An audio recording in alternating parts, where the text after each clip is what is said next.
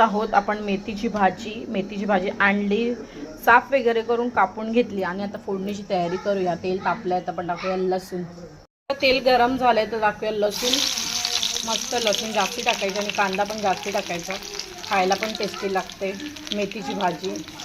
मिरची टाकली, लसूण थोडी आपली लालसर झाल्याच्या नंतर टाकायचा कांदा भरपूर टाकायचा मेथीच्या भाजीला, खूप छान लागते मेथीची भाजी। तर ही रेसिपी बघा आणि नक्कीच करून खावा मेथीची भाजी। कांद्याला थोडं मीठ टाकते म्हणजे पटकन मऊ शिजेल। आपला कांदा मस्त शिजलाय, त्यात टाकूया आपण मेथी। तोपर्यंत मी भांडी घासून घेतली, कांदा शिजत होता तोपर्यंत। म्हटलं आता टाकूया मेथी आणि थोडा वेळ झाकण मारून ठेवून नंतर आपण टाकूया वरून खोबरा।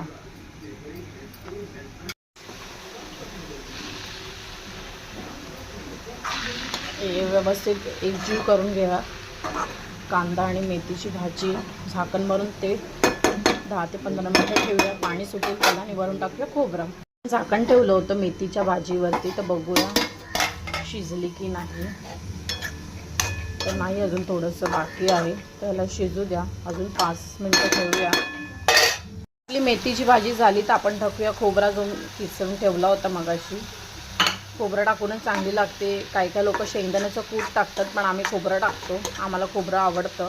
तर ही जर तुम्हाला मेथीची भाजी आवडली असेल तर नक्कीच करून पहा आणि खावा।